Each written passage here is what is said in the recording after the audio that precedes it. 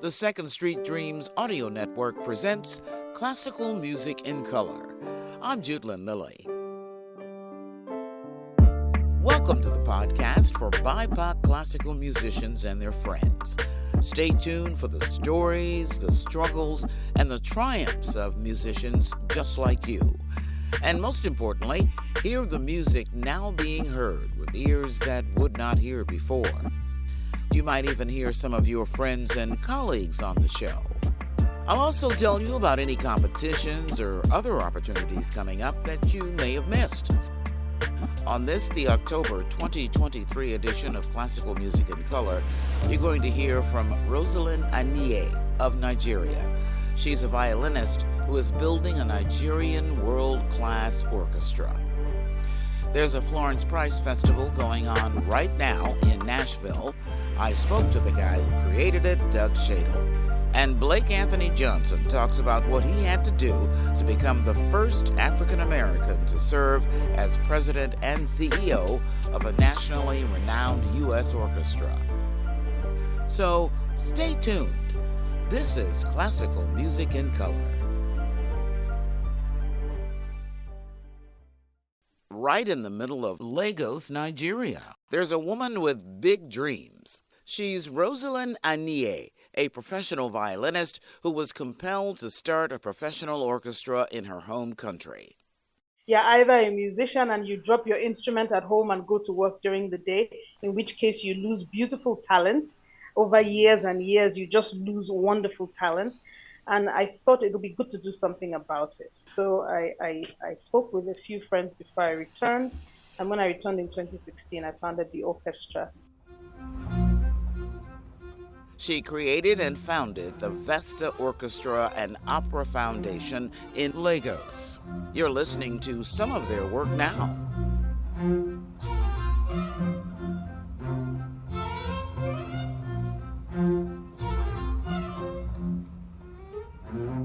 Aniye is working hard to sustain it. Tell me about the music scene in Nigeria. Well, if you move from early, recent history, so coming from about independence, you had a musical genre called high life, which is quite popular for West Africa.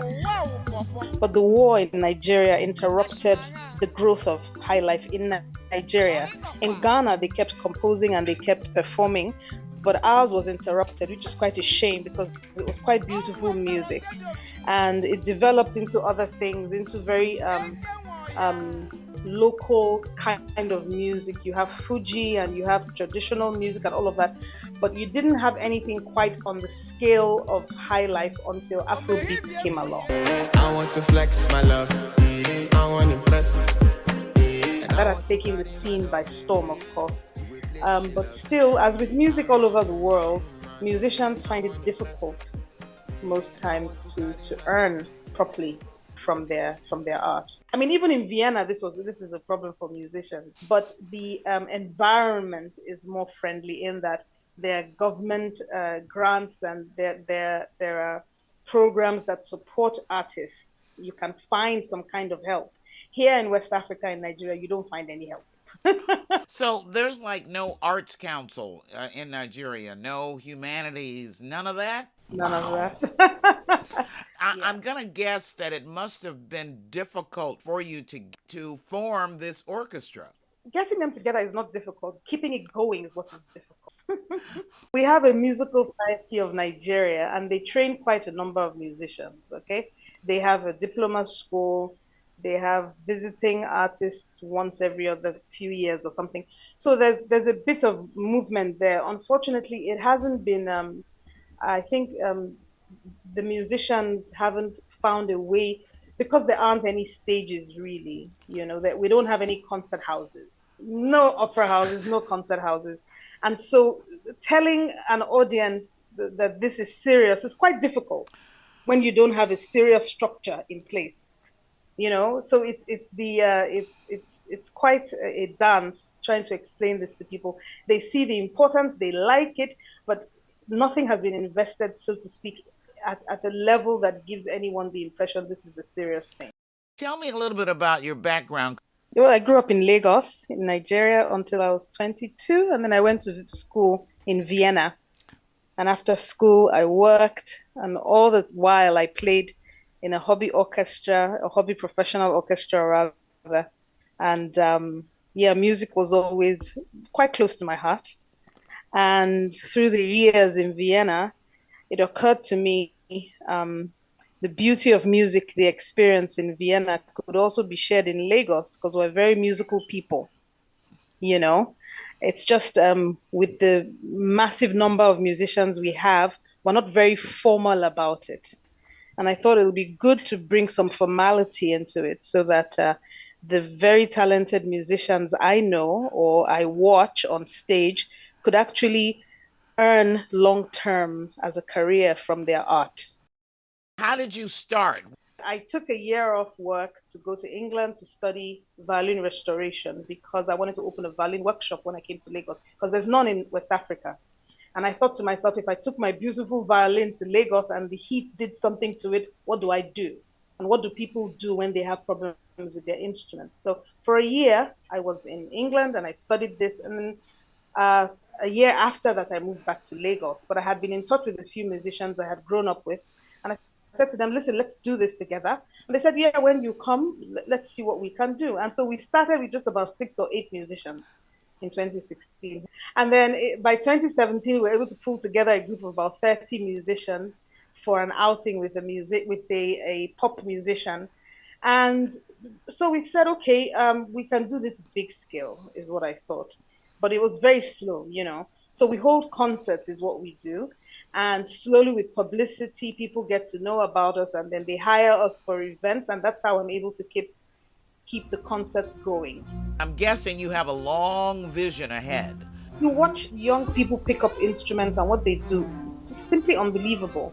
And you think to yourself, it will be a waste if this person goes to become a banker or a lawyer because it will make them very unhappy.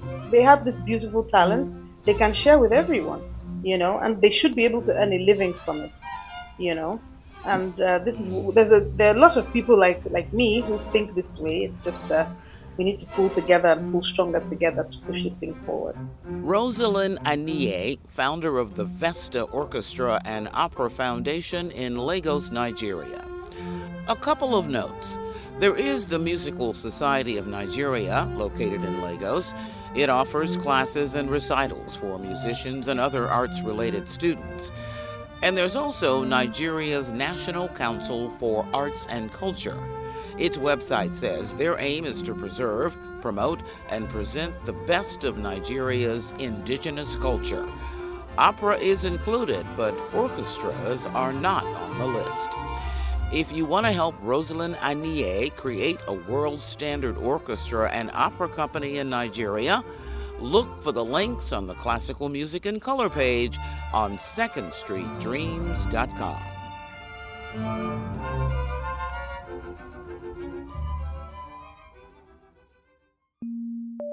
Coming up next, I thought to myself, how can we take Florence Price to the next level? And so we thought, if we got a lot of partners in Nashville, it's Music City, let's do something more than country music.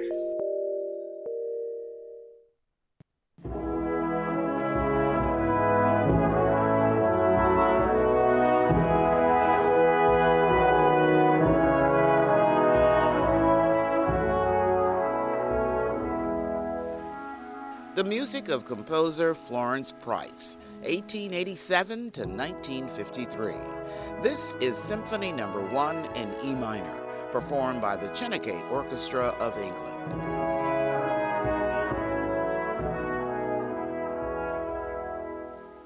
This gave her the distinction of being the first black female composer to have a symphony performed by a major American orchestra, the Chicago Symphony Orchestra, in 1933. After that, it was like she disappeared from the classical music mainstream. In those years, though, she did remain part of a vibrant community of black female musicians in Chicago. But the mainstream was coming again for Florence Price when a couple found her sheet music in an abandoned house they purchased in Chicago. This month and next, Price and her life and works are being honored in Florence Price, a celebration at Vanderbilt University. Doug Shadle is producing it. He's the Associate Professor of Musicology at the Blair School of Music at Vanderbilt in Nashville. I thought, how can we bring these classical music organizations together? Well, we would need a theme of some kind. And given Price's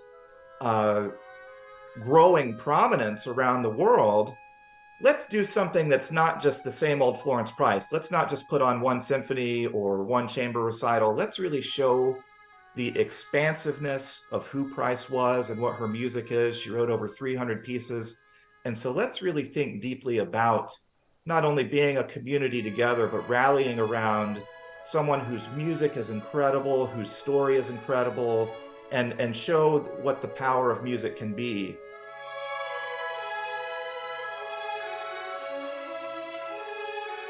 It's just been, the most fulfilling project for me that I never even could have imagined where it is now. There were 4 events this month. Most have already taken place. November, though, offers another opportunity to learn more about Florence Price and her music. That's the November 14th concert in our main concert hall at Vanderbilt. It's our university orchestra. We're really proud that our orchestra is all undergraduate, and they sound really terrific. And the soloist is my colleague Susan Yang, who has another emerging national reputation. And so what they're playing is Ethiopia's Shadow in America. It's an early tone poem from 1929, and it won honorable mention in one of these contests.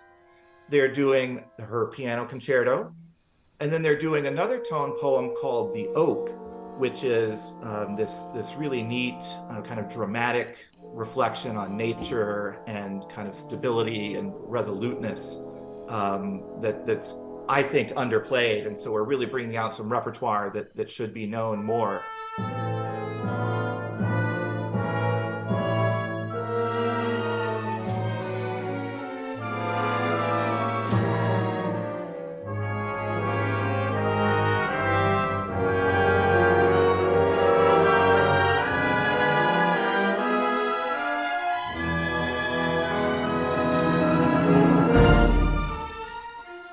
What are your expectations after this is over?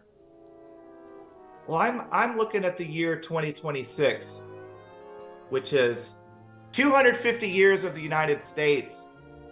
And I would really like to see Music City come together for a celebration of the many musical voices of America. And, this city is uniquely poised to do something like that, to rally around and celebrate the diversity of this country and the American continents.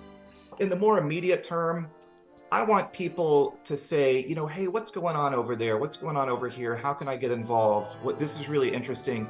And sort of like people did with this project, where they heard about it and they said, that's a really great idea. What can I do? And so that has been really one of the most gratifying things. And just, keeping in touch, supporting each other. That's what I think every city's arts community needs to do. Doug Shadle, Vanderbilt University music professor and producer of Florence Price, a celebration. If you can't make it to the Florence Price Festival at Vanderbilt, there's another way to listen to her music.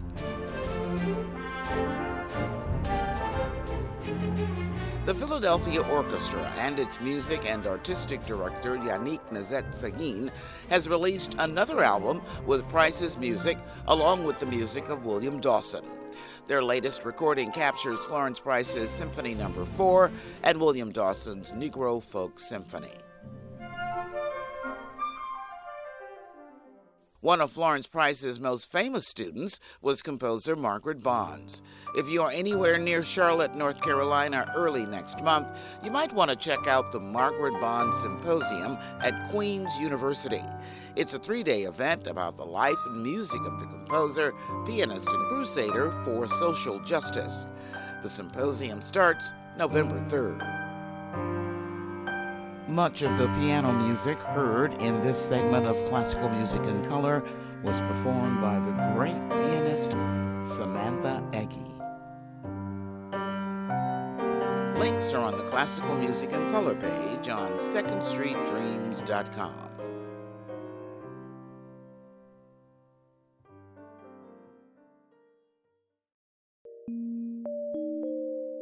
Coming up next, I'm often quoted as the first Black CEO in our field, but we've had other executive directors in either smaller organizations but or in a different format. So what I think is easier to say is like there wasn't a Blake Anthony before I got this role.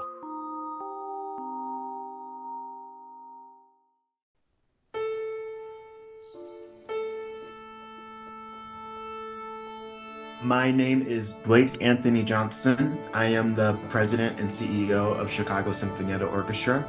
I am the co-chairman of the Department of Cultural Affairs and Special Events for the City of Chicago's Council, and I am a professor at Roosevelt University. And this is what Blake Anthony Johnson did leading up to his appointment to the Chicago Sinfonietta. A Master's of Music from Cleveland State University, a Bachelor's of Music from Vanderbilt University, Blair School of Music. That's where his focus on arts administration and education began. He also has a certificate from the Manhattan School of Music in orchestral performance. He even found time to tour as a professional cellist and was a protege of Michael Tilson Thomas at New World Symphony.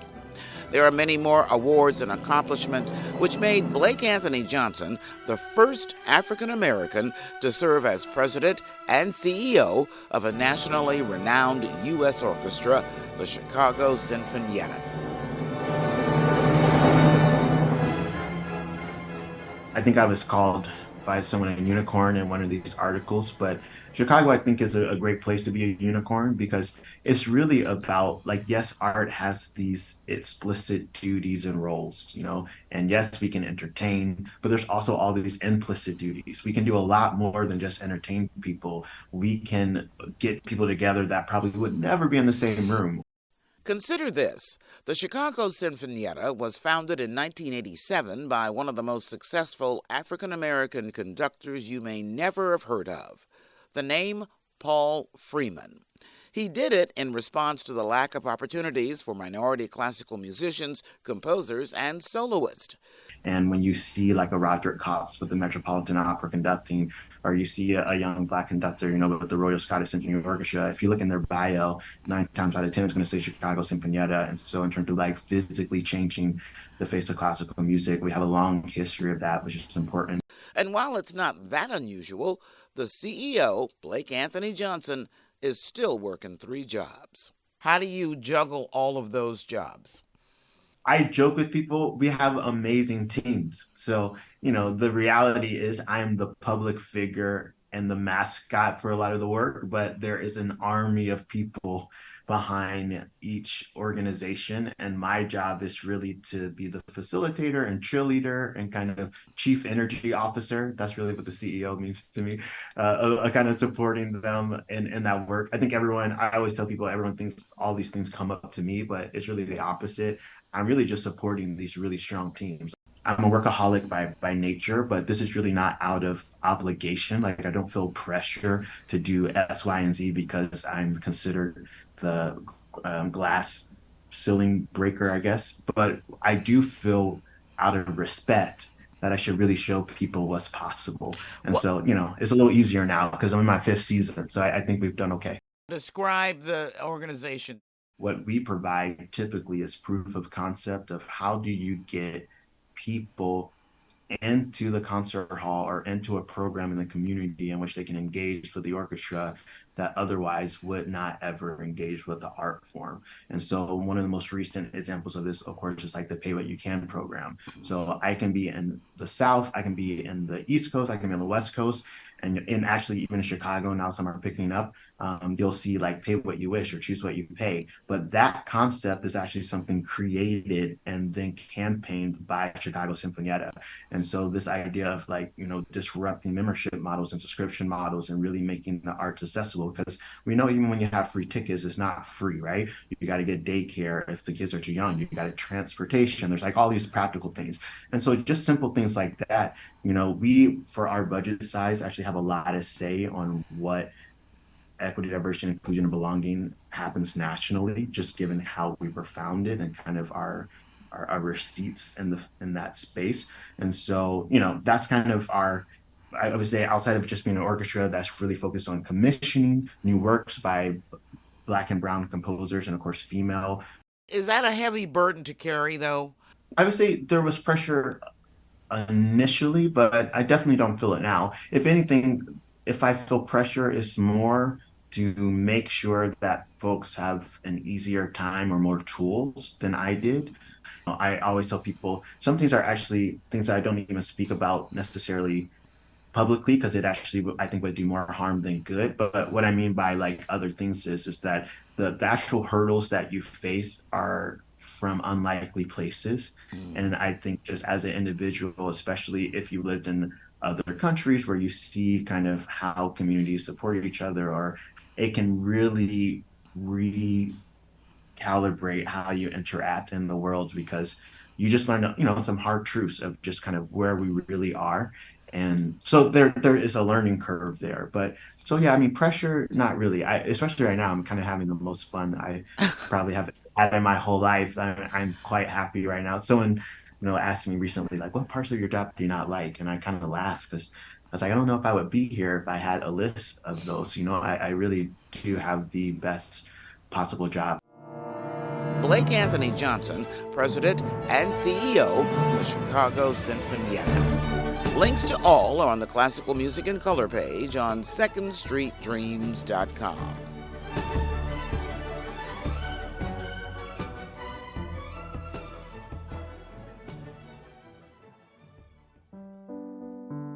Our coda this month features composer Anthony Davis. He's been inducted into the Opera Hall of Fame.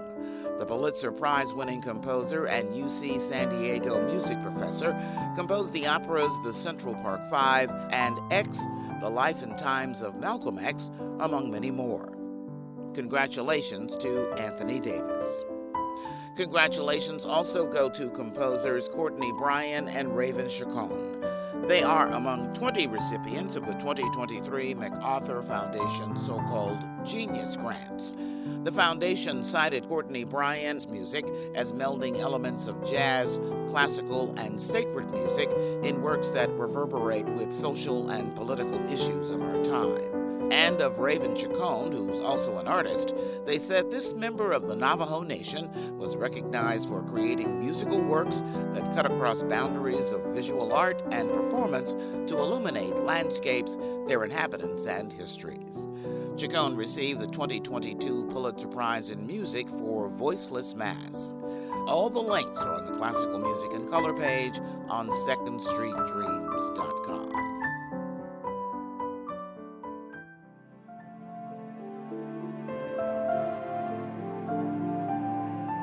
Thank you for listening to the October 2023 edition of Classical Music in Color. I'm Jude Lynn Millay.